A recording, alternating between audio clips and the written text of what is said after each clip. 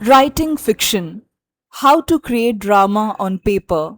Show, do not tell. Fiction is replete with emotions. It is all about the emotional reactions of characters to situations, but they are not stated or explained. Movements, gestures, and expressions are narrated as briefly as possible, and their interpretation is left to the readers. In fiction, less is more. Read the following line and see how the writer gives room for imagination and conjecture. He strided to the office on the first day of his job.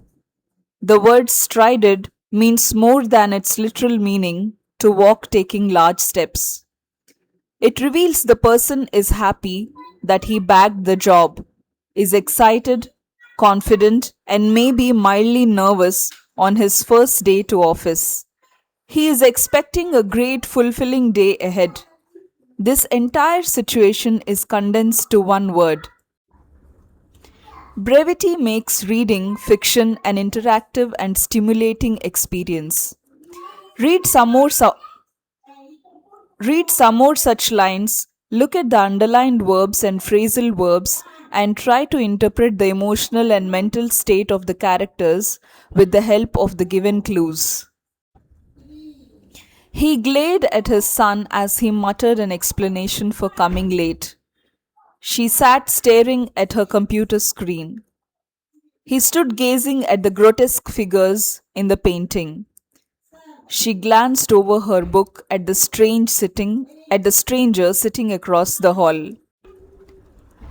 The underlined words in the above sentences are more than just verbs. They don't just denote an action or movement. They connote an emotion, feeling, or mood. Match the verbs with their connotations.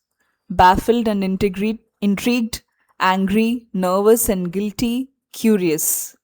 Let's do some more. They barged into the officer's cabin demanding answers.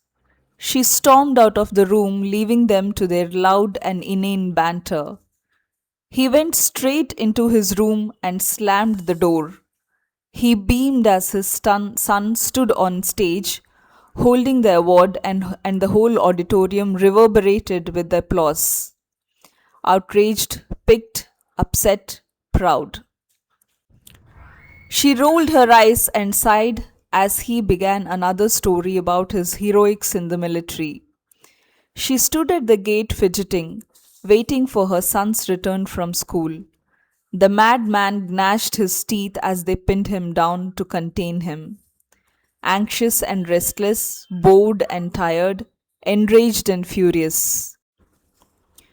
She shrugged her shoulders as they bombarded her with inquiries. She walked home, eyes downcast, head and shoulders drooping. She blushed at his compliments. She frowned at his inappropriate remarks. Self conscious, annoyed, disheartened, nonchalant. He winced as she stammered grammatically incorrect sentences from her essay. She smirked at his incomplete She smirked at his complete cluelessness of the situation. He dashed into the burning house to save whatever is left of the family property. She did not budge from her spot until the dean came down to her.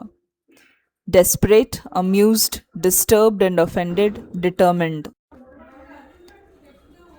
She dusted the old wooden chest and opened it. Her eyes widened.